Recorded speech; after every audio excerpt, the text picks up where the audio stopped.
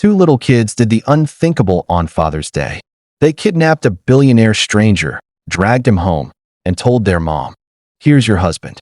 What started as a childish act turned into the most shocking twist of their lives. Let's continue this story. It all started with the kind of idea that only kids could come up with. Wild, reckless, and yet filled with an innocence that made no sense and perfect sense at the same time. 12-year-old Malik and his 10-year-old sister Aaliyah were sitting on the worn-out porch of their small house on the east side of the city, their legs dangling as they watched cars speed by. Father's Day was coming up, and everywhere they looked there were ads, billboards, and store windows filled with pictures of smiling dads holding their kids, eating barbecue, unwrapping gifts, or playing catch in the park. The world seemed to scream a reminder that they didn't have a father to celebrate with, and for Malik and Aaliyah, that was a wound they carried quietly every day. Their mom, Shanice, worked 2 jobs, sometimes 3, to keep the lights on, to keep food on the table, and to make sure they never felt unloved. She was their everything. But even as kids, they could see the tired lines on her face, the way she sometimes stared out of the kitchen window at night, like she was thinking about what her life might have been if things had turned out differently. That night, sitting on the porch, Aaliyah whispered, "What if we bring Mom and Dad for Father's Day?" Malik laughed at first, but then she leaned in with that mischievous sparkle in her eyes. "I'm serious. She deserves someone. Somebody rich, somebody who can take care of her, somebody who will make her smile again." Malik tilted his head, curious. "Like who? We can't just order a dad like pizza." But Aaliyah wasn't joking. "What if we find one? Like, pick one out. A good one." Her brother stared at her, then at the busy street, and somewhere in his young mind a ridiculous, impossible plan began to take shape. It was the kind of plan that any grown-up would call insane. But for 2 kids desperate to give their mom the Father's Day she deserved, it felt possible. 2 days later, the opportunity practically fell into their laps. Malik and Aaliyah were downtown, chasing each other near the fountain outside a shiny glass tower when they spotted him. The man was hard to miss. Tall, sharp suit, sunglasses even though the sun was dipping low, and a watch that looked like it could pay for their house, and 5 more just like it. People seemed to part for him without him asking, and the valet rushed to bring around a black car, so sleek it looked like it belonged in a movie. "That's him," Aaliyah whispered, tugging at Malik's sleeve. "That's the one. He's perfect." Malik stared at the man, then shook his head. "He looks scary. Rich people don't just talk to kids like us." But Aaliyah crossed her arms. "He doesn't need to talk. We just need to take him home." Malik's jaw dropped. "Take him? You mean kidnap him?" She nodded, her eyes twinkling with reckless determination. "Exactly. Now, you'd think 2 kids with nothing but backpacks and bubblegum couldn't possibly pull off something so outrageous. But kids see the world differently. They don't see locks, guards, or common sense. They just see possibilities." The man, whose name they would later learn was Victor Kane, billionaire investor and one of the most feared businessmen in the country, was checking his phone as his driver stepped away for just a moment. Aaliyah whispered, "Now's our chance." Malik's heart raced as they snuck behind the car, and in a moment of pure madness, Aaliyah opened the back door, shoved Malik inside, and then climbed in herself.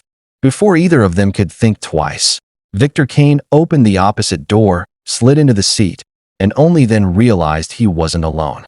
He froze, staring at the 2 kids sitting upright, grinning nervously like they'd just won a prize. "What the? Who are you?" he demanded, his deep voice sharp enough to make Malik gulp. But Aaliyah, bold as ever, blurted out, "You're coming with us. You're gonna meet our mom." Victor blinked, stunned into silence for a moment, then laughed coldly. "Kid, do you know who I am? Do you have any idea?" But before he could finish, Aaliyah held up a squirt gun she'd filled with grape soda, aiming it right at his suit. "Do what we say, or this $1,000 jacket is ruined."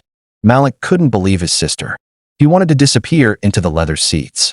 But Victor, staring at the little girl with all the seriousness of a queen holding court, actually raised his hand slightly. "Are you threatening me with soda?" he asked. Aaliyah smirked. "Yup, and we're not leaving until you agree to come home with us. Just for one day.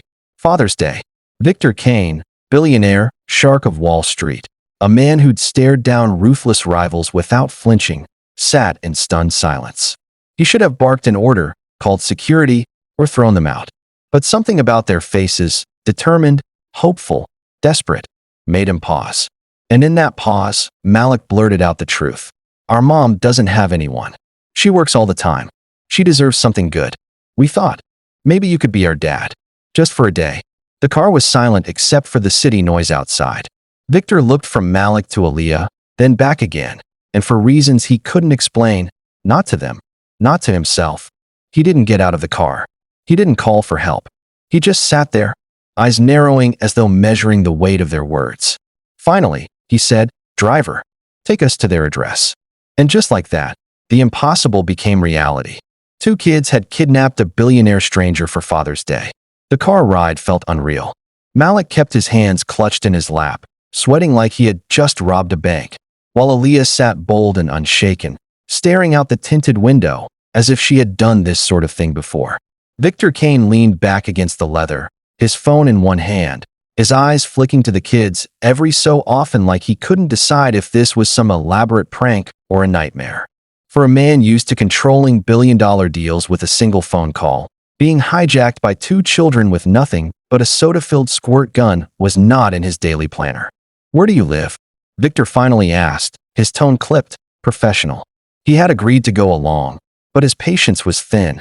Malik hesitated, unsure if he should answer, but Aaliyah rattled off their street name like she was proud of it. Victor's eyebrows lifted. That was not a part of the city he had ever set foot in. Broken sidewalks, corner stores with bars on the windows, playgrounds with rusted swings. That was their world, not his. Yet here he was, about to be chauffeured straight into it. As the car pulled away from downtown and crossed into their neighborhood, the contrast was almost painful. Victor glanced out the window, frowning at the cracked pavement, the flickering streetlights, the kids playing with flat basketballs in the street. Malik noticed the way he looked and felt a sudden flash of shame. But Aaliyah straightened her back and said proudly, "This is home. Don't judge." Victor didn't respond. He didn't have to. His face said enough. When the car stopped in front of their small two-bedroom house, Victor hesitated. He could have walked away right then. He could have called his security detail, had the police swarm the place, and forgotten about the two bold children who had interrupted his evening. But something about the cracked porch steps, the little flower pots lined neatly in the window, and the warm glow spilling from inside the house made him pause. It wasn't wealth. It wasn't luxury. But it was alive in a way his penthouse never was. Aaliyah yanked open the car door and grabbed Victor's hand like she had known him forever. "Come on," she said with authority. Malik scrambled after them, still unsure if they had just ruined their lives. When Shanice opened the door, her tired eyes widened. She had expected her kids to come home from playing, not to arrive dragging a man in a suit worth more than her entire year's salary. "Malik, Aaliyah, what is this?" she demanded, her voice sharp. Aaliyah grinned as if she'd just delivered the world's greatest surprise. "Happy early Father's Day, Mom. We brought you a dad." Shanice nearly dropped the dish towel in her hand. She looked from her daughter to her son to the tall, stone-faced stranger in her doorway. "You what?" she whispered. Victor, for his part, cleared his throat. "This was not my idea," he said stiffly. "Your children, insisted." Malik blurted out, words tumbling over themselves. "We thought you deserved someone. You work so hard, and everyone else has a dad, and it's not fair. So we brought him, just for a day. He's rich, Mom. He could help us. He could help you." Shanice's face flushed with anger and embarrassment. She turned to Victor, mortified. "I am so sorry. I don't know what they were thinking. Please, you don't have to stay. I'll call someone to drive you back." But Victor raised a hand, surprising even himself. "It's fine," he said. "I'll stay, just for a little while." Malik and Aaliyah exchanged victorious glances. Shanice, still shocked, stepped aside reluctantly. The billionaire walked into their humble home, ducking slightly under the low ceiling, his polished shoes clicking against the scuffed linoleum. He looked utterly out of place, like a diamond dropped in a sandbox. The living room was small, cozy, with mismatched furniture, family photos on the wall, and the faint smell of cornbread from the oven. Victor studied it silently, his sharp eyes taking in every detail. It was the kind of home that spoke of struggle, but also of love. Dinner that night was awkward, to say the least. Shanice kept glancing at her children with disbelieving eyes, while Victor sat at the table with his expensive watch gleaming under the dim light, clearly unsure how to hold a fork in this setting. Malik tried to make conversation, asking him if billionaires liked pizza. Victor gave him a flat look before answering. Yes. Sometimes. Aaliyah leaned in. Do you have a yacht? Victor paused, then nodded. 2. Her jaw dropped. You could totally take Mom on one. Shanice nearly choked on her water. The night dragged on, but slowly, something began to shift. The billionaire who had walked in stiff and annoyed started asking questions of his own. He asked Shanice about her work, about how she managed the house alone, about her dreams. She answered cautiously at first, but there was something about the way he listened, serious, attentive, that made her soften. The kids watched with growing excitement. Maybe, just maybe, their crazy idea wasn't so crazy after all. Later, when the kids were sent to bed, Shanice stood at the sink washing dishes, shaking her head. I don't know why you didn't leave, she said without looking at him. Victor leaned against the doorway, his hands in his pockets. I don't know either, he admitted. There was a heaviness in his voice, something almost lonely. But maybe I wanted to see what it feels like. To be here, with a family. Shanice turned to face him, surprised by the honesty in his tone. Their eyes met, and for a moment, the billionaire and the single mother stood in silence, a spark of something unspoken between them. Neither of them knew it then, but that night was the beginning of something that would change all their lives forever. The next morning, Malik and Aaliyah woke up earlier than usual, their excitement bubbling over. They tiptoed to the living room, peeking around the corner to see if Victor Kane had really stayed the night or if he had vanished back into his world of skyscrapers and money.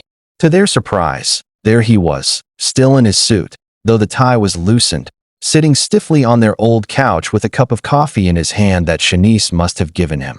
He looked completely out of place, like a painting hung in the wrong museum, yet he hadn't left. Aaliyah grinned and whispered, see? He likes us. Malik wasn't so sure. Or maybe he just doesn't know how to escape without making Mom mad. Shanice walked out of the kitchen, her apron tied around her waist, looking equal parts irritated and flustered. She carried a plate of pancakes and set it down in front of Victor. Don't get used to this, she muttered. You're only here because my kids don't understand boundaries. Victor looked at her, then at the pancakes. He picked up his fork awkwardly and took a bite. His eyes widened slightly. These are good, he admitted, almost grudgingly. Aaliyah clapped her hands. Told you Mom's the best cook. Malik leaned in eagerly. Better than your billionaire chefs, huh? Victor hesitated, then gave a small nod. Better. For the kids, it felt like a victory. For Shanice, it was confusing. Why was this man still here? Why hadn't he called for a car, demanded his life back? She didn't trust his silence, didn't trust the glances he gave her when he thought she wasn't looking. He was powerful, wealthy, used to controlling everything. And yet, here, in her little home, he was a stranger playing along with her children's fantasy. As the day went on, the kids dragged him into their world. They made him play Monopoly on the worn coffee table, which Victor clearly despised losing at. Aaliyah accused him of cheating, Malik argued about the rules, and for the first time in years, laughter filled the house so loudly that even Shanice couldn't keep from smiling.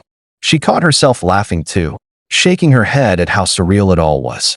The richest man in the city was sitting cross-legged on her carpet, pretending to be bankrupt in a board game. But as lighthearted as it seemed, shadows lingered beneath the surface. Later that afternoon, Shanice pulled Victor aside. Listen, she said firmly. I don't know why you're humoring my children, but this, whatever this is, it can't last. You don't belong here. Victor's expression was unreadable. Maybe that's exactly why I should be here, he replied quietly. Shanice blinked, thrown off by the sincerity in his tone. You don't know us. You don't know me. His gaze met hers. That's the point. Maybe I want to. She shook her head, frustrated. Don't make promises to kids you can't keep. They've already lost enough. He didn't answer, but the way his jaw tightened told her he understood more than he let on. That evening, something unexpected happened. A sleek black SUV pulled up outside their house, and 2 men in suits stepped out. The kids pressed their noses against the window, whispering, "Secret agents?"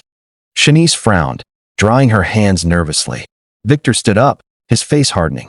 The men knocked, and when Shanice opened the door, one of them said, "Mr. Kane, your schedule has been completely derailed. You have meetings, important meetings. We need to leave now." Victor's voice was sharp. No, both men looked stunned. Sir, this is highly irregular. You can't just… I said no. Victor interrupted, his eyes narrowing. Cancel everything. Shanice stared at him, bewildered. You're really staying? She asked under her breath. Victor looked at her, then at the kids clinging to his sleeves. Yes, he said firmly. I'm staying. The agents looked like they'd swallowed lemons, but they backed off, retreating to the SUV. The kids erupted in cheers, hugging Victor like he had just won them a championship game. Shanice, on the other hand, was more worried than ever. Who exactly was this man? Why would someone so powerful give up everything, even for a day, to sit in her tiny home? That night, after the kids went to bed, Shanice found herself sitting across from Victor at the kitchen table. The silence between them was thick. She finally asked, "Why are you really here? What's in this for you?" Victor sipped his coffee, then set the mug down. His voice was softer than she had ever heard it. Do you know what it's like to have everything but feel like you have nothing? I built an empire, Shanice. I have skyscrapers with my name on them. People fear me, respect me, chase me for money. But when I go home, there's no one. No kids laughing, no family waiting. Just silence. Shanice felt a pang in her chest. For the first time, she saw not the billionaire, not the power, but the loneliness in his eyes. She whispered, "So you let two kids drag you into their world because you were tired of being alone?" Victor gave a small, almost self-deprecating smile. Maybe they rescued me, not the other way around. For a long moment, Shanice didn't know what to say. She looked at him differently now, not as a stranger her kids had foolishly kidnapped, but as a man carrying a weight she recognized all too well. Maybe, just maybe, they weren't as different as she had thought. The next morning, Malik was the first to wake up, and for a moment he thought the whole thing had been a dream. But when he shuffled into the kitchen, rubbing his eyes, he froze. Victor Kane, billionaire, stranger, the man who could buy the entire block with a single check, was standing in their kitchen wearing an apron that said "Kiss the Cook." It clearly belonged to their mom, and it looked absurd on him. More absurd still, he was trying, really trying, to flip pancakes. The smell of something slightly burnt hung in the air, but Malik's eyes went wide with delight. "You're still here," he shouted, startling Victor so badly that he nearly dropped the spatula. "Don't sneak up on me," Victor muttered, regaining his composure. "And yes, I'm still here. Apparently, I don't know how to leave." Aaliyah came bouncing in, squealing at the sight. "Oh my gosh, Mr. Fancy Billionaire is cooking breakfast? This is history." She grabbed her phone and pretended to film him. Cooking with Victor Kane, Episode 1. Victor gave her a look so sharp it could cut steel, but the corners of his mouth twitched upward just slightly. Shanice walked in right then, freezing in her tracks. She stared at him in her apron, at the mess of flour on the counter, and at the kids giggling uncontrollably. "What are you doing?" she asked slowly. Victor cleared his throat. "Attempting to cook. For them." Shanice raised an eyebrow. "You? Cook? Yes. Problem." She folded her arms, suppressing a smile. "Just didn't think billionaires knew how to use a frying pan." Victor flipped another pancake, badly, and muttered, "I don't. But I'm learning."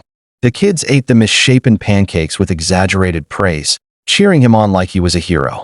Shanice rolled her eyes but couldn't deny the warmth blooming in her chest. She hadn't heard her children laugh this much in a long time. Later that day, Victor did something even more surprising. He asked the kids to take him on a tour of their neighborhood. Malik and Aaliyah lit up, dragging him down cracked sidewalks, showing him the corner store where they bought candy, the park with swings that squeaked, the basketball court where Malik dreamed of playing in the NBA someday. Victor listened, nodding, even asking questions. He didn't flinch when a stray dog barked or when a group of teens stared at his expensive shoes. Instead, he seemed fascinated. But not everyone welcomed his presence. As they walked back, a man leaned against a lamppost, watching.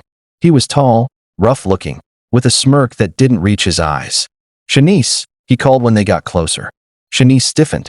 Victor noticed instantly. "Darius," she said, her voice flat. The man sauntered closer. "Didn't expect to see you with company. Especially not a guy like this." His eyes flicked over Victor's suit, his smirk widening. "What, you trading up now?" Malik grabbed Aaliyah's hand, sensing the tension. Shanice stepped in front of them. "Leave, Darius." Victor's eyes narrowed. "Who is this?" he asked quietly. "My past," Shanice muttered. To Darius, she said louder, "Go home. Don't start trouble here." Darius chuckled. "Relax. Just wanted to say hi. Don't forget, Shanice, you can't run from where you come from." With that, he strolled off, leaving a heavy silence behind. Victor studied Shanice, noticing the way her hands trembled slightly. Who was he? She shook her head. Nobody you need to worry about. But Victor wasn't convinced.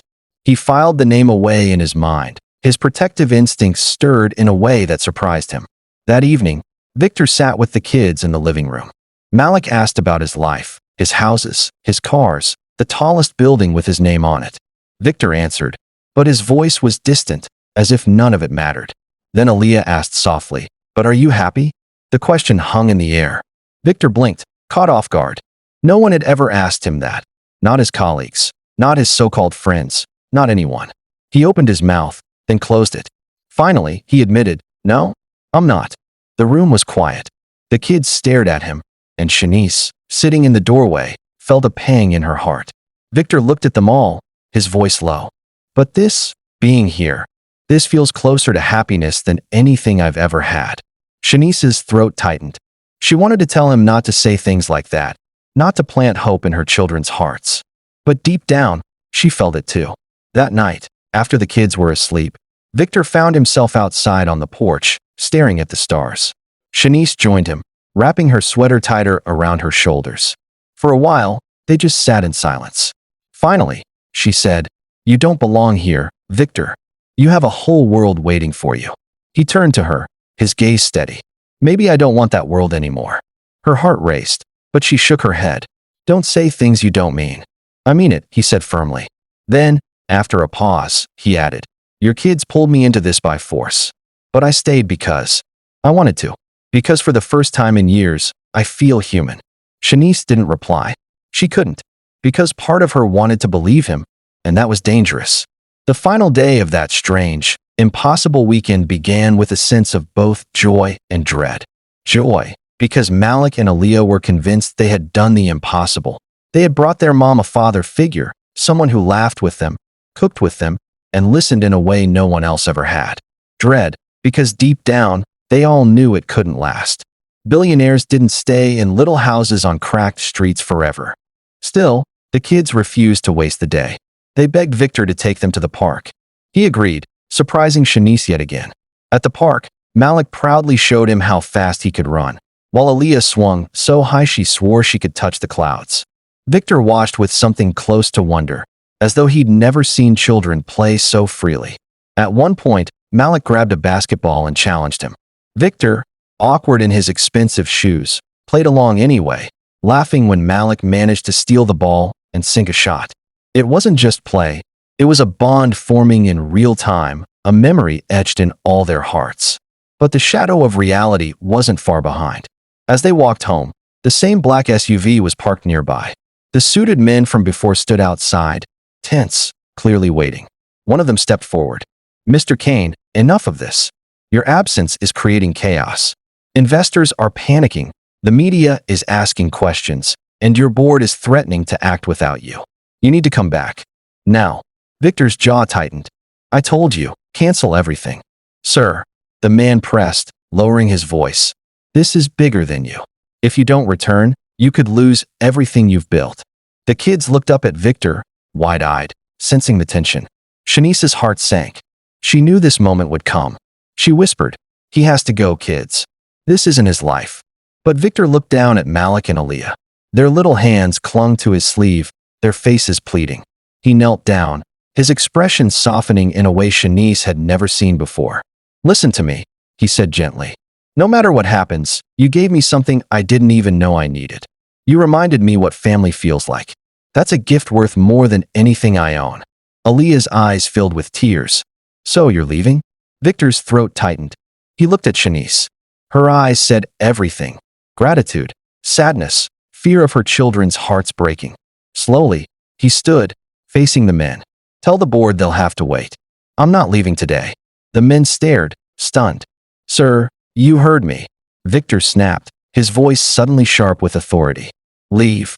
They hesitated, then reluctantly got back in the SUV and drove off. The kids jumped with joy, hugging him tightly. Shanice just shook her head, torn between relief and worry. That evening, as the sun dipped low and painted the sky in shades of orange and purple, Victor sat with Shanice on the porch. The kids were inside, whispering and giggling about how perfect this Father's Day had been. For a long time, they just sat in silence. Finally, Shanice spoke. "You can't stay forever. You know that, right?" Victor turned to her, his eyes steady. "Maybe not forever, but I don't want this to end, Shanice. Not like this." She looked at him, torn. "I can't let my kids get attached to someone who'll disappear when the novelty wears off. They deserve stability. I deserve honesty." He leaned closer, his voice low, earnest. "Then let me prove I mean it. Give me a chance. Not as a billionaire. Not as some stranger. Just as a man who wants to be here." Shanice searched his face for any sign of deception, any hint that this was just another passing amusement for him. But all she saw was sincerity and loneliness, the kind that matched her own. Against her better judgment, she whispered, "One chance. That's all." The next morning, Father's Day itself, Victor disappeared for a few hours. Malik and Aaliyah were crushed, thinking he had finally gone back to his world. But just as Shanice was about to tell them not to cry, a convoy of trucks pulled up outside their house. Victor stepped out, dressed casually for the first time, carrying flowers for Shanice and gifts for the kids. Behind him, workers unloaded brand new furniture, toys, even repairs for their cracked porch and broken roof. The neighbors gathered, murmuring in awe. Malik and Aaliyah screamed with delight, racing into Victor's arms. Shanice stood frozen, overwhelmed. What are you doing?" she whispered. Victor looked at her, smiling softly. "I told you. One chance. This isn't charity, Shanice. This is me showing you I want to be part of your world, not drag you into mine." She felt tears sting her eyes, her heart pounding. For the first time in years, she didn't feel so alone. That night, as the family sat together at the newly fixed table, laughter echoing through the house, Shanice realized something remarkable. Her children had done the impossible.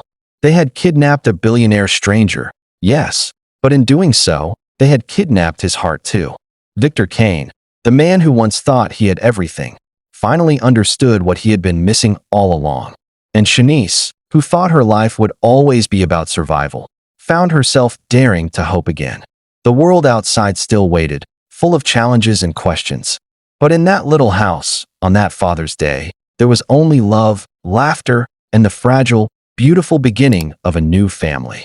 If you enjoyed this story, make sure to hit that like button, and don't forget to subscribe for more unbelievable stories like this one. I'll see you in the next story. Until then, take care.